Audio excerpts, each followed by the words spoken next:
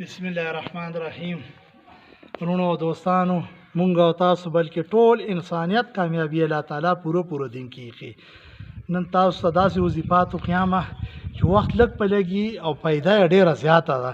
قیامت په ورځ به یا نیکیم څوک چاله نور کوي، نو ډېرې نیکۍ کې یو کلمه ده چې یو ځل یې لا اله الا الله وحده لا شریک له احدا صمدا لم یلد ولم یولد ولم یکن له کفوا احد. شل لکه نیکۍ په که سل ځله ورځ کې وویله 100 کروړه نیکۍ دي چې بیا یې ورته وایم کمنټ کې به انشاءالله ورته هغه کړم لا اله الا الله وحده لا شریک له احدا صمدا لم یلد ولم یولد ولم یکن له کفوا احد. بلا نبی علیہ السلام حدیث شریف مفهوم دی چې هر فرض معذب سے څوک سو یاد کرسی نو چې دا او د جنت په منځ کې به صرف مرګ چې مرګ لراشي نو په جنت کې به سترګې راوغړی. دومره غټ فضیلت دی یاد کرسی چې فرض معذب سے مونږ او تاسو یو عادت یې جوړ کو ځان لا بل وی چې ما خوستان چې څوک سورت یاسین په دیش پکې دله مرګ راغی نو قیامت په ورځ به د شهیدانو په صف کې راوچت شي.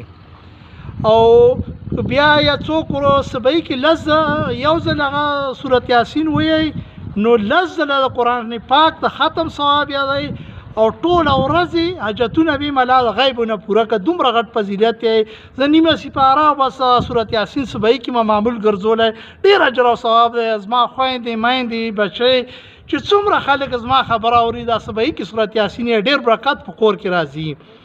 بیا دین علاوه چې کوم دی که نه تاسو ته داسې غو خیامه چې لس لکه نیکۍ په بازار ته داخل شي لا اله الا الله وحده لا شریک له له الملک وله الحمد یحیی ویمیت وهو حی لا یموت ابدا ابدا ذو الجلال والاکرام بیدک الخیر ان الله علی کل شیء قدیر. چې بازار ته داخل شو دا دعا د ویله کلمه ده نو لس لکه نیکۍ به عملنامه کې ولیکل شي، 10 لکه ګناهونه معاف شو، 10 لکه په جنت کې درجې اوچته شوې.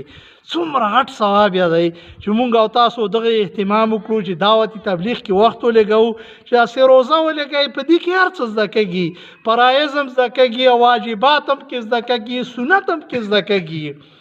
ګوره مونږ ټولو مسلمانانو په الله باندې ایمان راوړی دی، په قرآن پاک ایمان راوړی، په نبی علیہ السلام باندې ایمان راوړی دی، نبی علیہ السلام په حدیثو باندې ایمان راوړی دی.